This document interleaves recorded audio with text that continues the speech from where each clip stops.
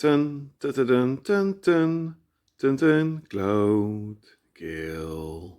Welcome back. Last Thursday, I actually had my first ever operation in my entire life.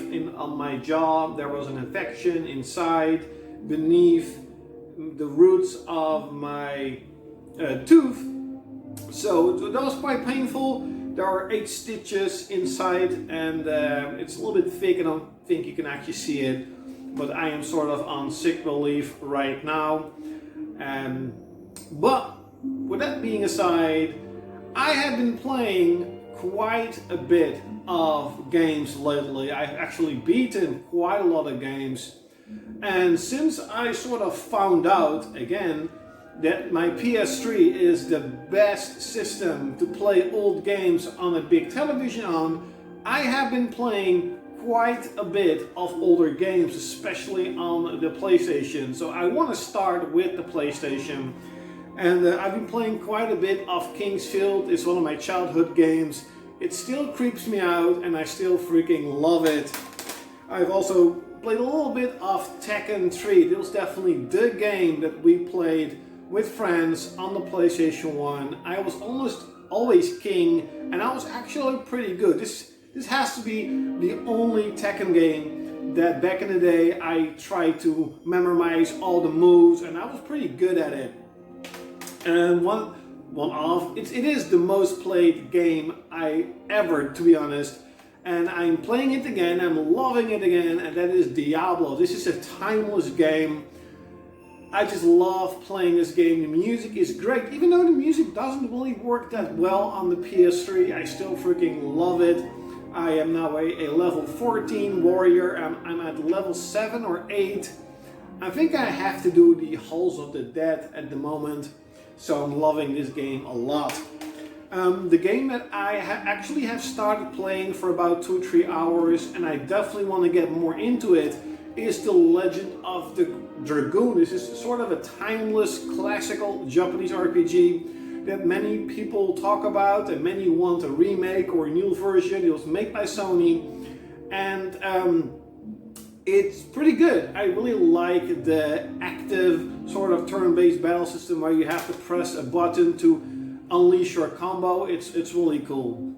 My Nintendo Switch is more for playing the first-party games and the games that you cannot get physically on the PlayStation 4. And one of these games is the Dragon Quest collection that I got a couple of months ago or weeks ago.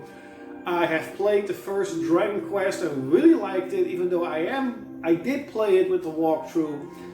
I really liked it, and now I am playing the second Dragon Quest game. It's kind of on hold because I'm playing what you hear right now, but it's really cool to see where the Japanese RPG genre sort of began, and this is definitely a really good package.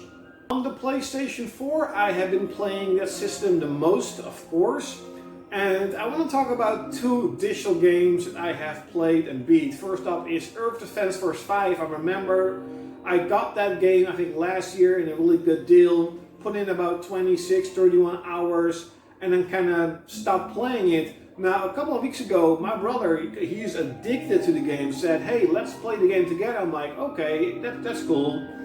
And we actually been playing that game for a week long, and I have beaten that game, or we both together have beaten the game. I have now put in 61 hours, and the game is fantastic. There is a physical version coming out at the end of the year, and I'll definitely be picking that one up. The Earth Defense Force games are incredible. Also, I got a review code for Is It Wrong to Pick Up Girls in a Dungeon from PCube. Thank you for that.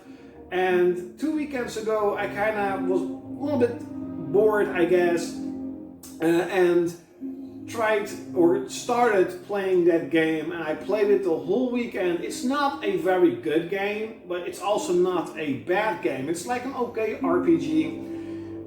I would definitely recommend picking it up for 15 or 20 bucks. Definitely not the 40 bucks it came.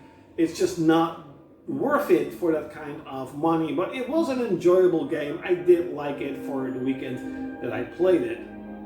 So Now we have the physical games, and of course Ghost of Tsushima was the game that I played the most, probably about 80 to 100 hours. Really annoying when a big game, especially in sort of an open world RPG, whatever, does not have sort of a system that tracks your playtime. I don't know why. It's freaking annoying. I always like to know how much hours I spend in a certain game. This is an absolute gem of a game, a masterpiece. You have to play it. The game that I played the most after that was Assassin's Creed Origin. This is the best gaming deal I had this entire generation. Only cost me literally a couple of bucks. Spent in 46 hours, beat the game last weekend, and I'm really liking it. I really like Bayek of Siwa. I like the battle system a lot more in this version than in Odyssey, but I have to admit, it does feel very like a reskin of, well, Odyssey is basically a reskin of Origins, so I kind of understand what the criticism was with Odyssey, that it's a different time period, but it kind of felt and plays the same. But they're both great games. A game I have been playing the most since Thursday, since my operation, is Dead Rising 4 Frank Package. I am not big package. I don't know why, but somehow my mind said that this wasn't a good game until I started it. The game was absolutely fantastic. Put in 26 hours into the game. I beat it 2 days ago. It's an absolute gem of a game. I freaking love mowing down all these zombies, and I was very surprised at how many zombies there were on screen. Literally hundreds and hundreds. It's freaking cool. And you definitely have to pick this one up. A game I have been casually be playing here and there is Toukiden 2. Got this in a pretty good deal. And I like the really fast combat compared to Monster Hunter World. I also really like that, just like Monster Hunter World, every piece of gear is customizable. You know, like God Eater, you can really only customize your weapon. This is more like Monster Hunter in sort of Japanese vibe. It definitely does not have the amazing graphics of Monster Hunter or the incredible armor designs of Monster Hunter, but Toukiden 2, in my opinion, is still a pretty decent game. What I dislike though is it's sort of an open world, and that means that a lot of times you're just wandering around aimlessly trying to find, you know, your enemy. And I'm not entirely sure if that was the right way to go. The way Monster Hunter plays out with a sort of semi-open world is, in my opinion, a lot better and works a lot better. So, but Toukiden 2 is still a fun game. A game I've also been playing casually a little bit because it was, I think, $6, $6.50. I got this game for $7. Is Mother Gunship. You can literally create a gun that has like 10 miniguns on it. It is insane what type of weapons you can create, and somehow it feels extremely satisfying to fire these weapons at the enemy. So Mother Gunship is definitely a worthy pickup, and it actually has a huge free update that includes a lot of extra stuff. It's a shame it's not on disc, but then again, it's free. It's not DLC, it's not a download, whatever what.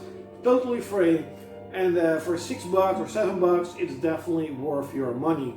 Now, the game I am playing at the moment, and that will be my main game for the next, hopefully, 2 or 3 weeks, is finally Dragon Quest VIII. I bought the game at launch with the walkthrough I have right there. The walkthrough at that time kind of spoiled the fun for me. I was about 50-60 hours into the game. I have no idea how far I was into the story, but I always regretted not beating this game, and especially after playing Dragon Quest XI, the urge to play Dragon Quest VIII, you know, just got higher and higher because I love Dragon Quest XI. It's probably my favorite Japanese RPG on the PlayStation 4. It is kind of my favorite RPG on the PlayStation 4. The game's absolutely fantastic, and I know Dragon Quest 8 is as good as 11, if not maybe even better. We will see. But this is sort of the main game. This is the game that I'm going to play the most these couple of weeks.